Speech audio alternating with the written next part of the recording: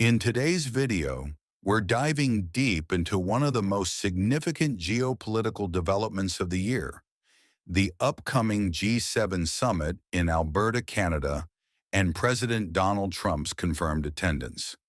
But that's just the beginning.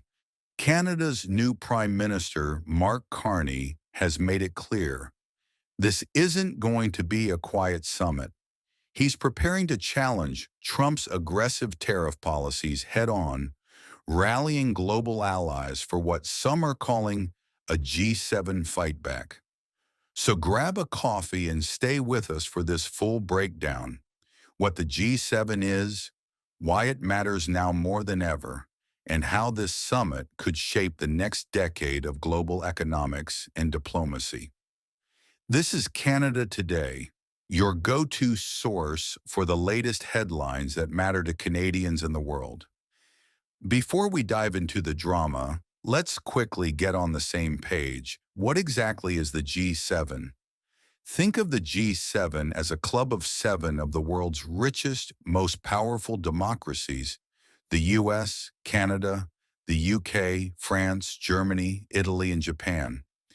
These countries get together every year to talk about big global issues like the economy, trade, climate change, and sometimes even politics. It's not a formal organization with rules or treaties, but more like a high-stakes conversation among the world's top players. Their decisions can influence everything from the price of your groceries to global security.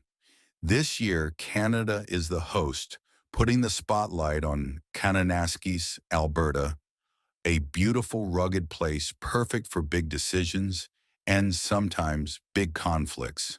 And now, with President Trump confirmed to attend, this summit has everyone watching closely.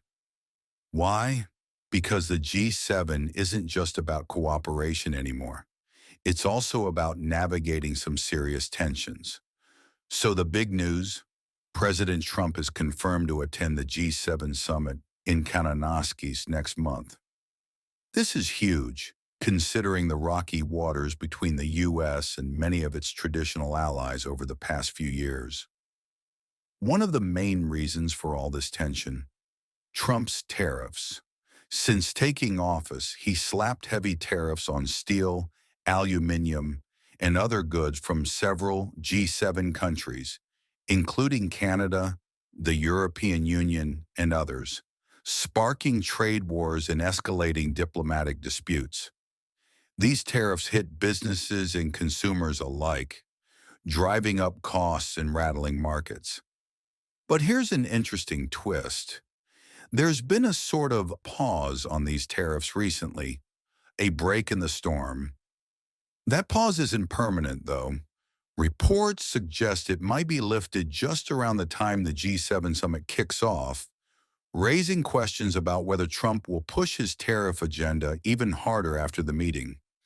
This makes a summit not just a chance for talks, but potentially a high-stakes showdown over trade policies that affect millions of people on both sides of the border. Trump's agenda is unapologetically America first once again, and he's expected to push hard for trade deals and tariffs that benefit U.S. industries, regardless of the fallout for allies like Canada or the EU. Enter Mark Carney, Canada's newly elected Prime Minister, a former central banker with a global profile. While many expected Carney to soften his tone toward Trump after the election, he's done the opposite. In fact, Carney was recently quoted saying that America's leadership of the global economy is over, and called it a tragedy. This was not a veiled critique. It was a direct challenge to Trump's economic worldview. Sources close to the PMO say Carney will use the G7 platform to rally other member nations around a shared economic strategy that resists protectionism and builds a new global economic architecture against Trump tariffs. Carney's G7 agenda reportedly includes plans to push back on new U.S. tariffs imposed by the Trump administration. Trump's return to power saw the revival of steel and aluminum tariffs, and there are rumblings that he's eyeing Canadian lumber and auto exports next. Carney believes a united G7 response is necessary, not just to protect Canadian industries, but to prevent a global trade war that could spiral into economic instability. This isn't just about dollars and cents, it's about influence. If Carney succeeds, Canada will emerge as a leading voice on the global economic stage, something we haven't seen in decades. Make no mistake, there's more going on here than diplomacy and economic theory. Tensions between Trump and Carney are deeply personal. Carney has long positioned himself as an intellectual counterweight to Trump's economic populism. There were whispers that Carney might sue for peace after winning the election, but instead he's mobilizing the G7 to step into the vacuum Trump is creating on the global stage. This summit could be the moment where that struggle plays out in full view of the world. So, what's really at stake in this summit? It's more than just a few handshakes and photo ops. For Canada, it's a question of economic independence. Can a country like ours, smaller in size but strong in principles, push back against the weight of a hyper-nationalist U.S. agenda? Or will we be forced to bend under pressure yet again?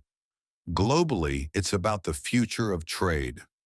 Do we return to an era of tariffs, tit-for-tat policies, and fractured alliances?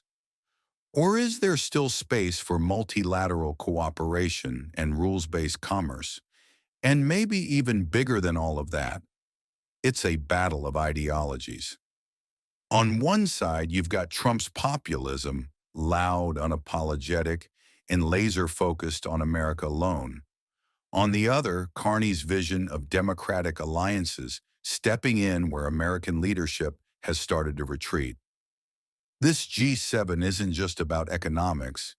It's about who gets to shape the rules of the road for the next decade. And in the middle of it all, Canada, standing at a crossroads, not just as a participant, but potentially as a quiet leader. As the G7 summit draws near, all eyes are on Canada and its Prime Minister Carney. He's been loud and clear with his message, Canada not for sale, a firm stance signaling that Canada won't back down or be pushed around, especially when it comes to protecting its sovereignty. The stage is set for a tense face-off. Canada wants to lead the charge with other G7 members, pushing back against policies it sees as harmful to global trade and economic stability. Carney's vision is clear: to defend Canada's interests while rallying allies for a stronger, fairer economic future. For viewers watching from home, this isn't just politics. It's about how decisions made at this summit will impact jobs, prices, and the economy in Canada and beyond. Stay tuned to Canada Today for all the latest updates on this unfolding story.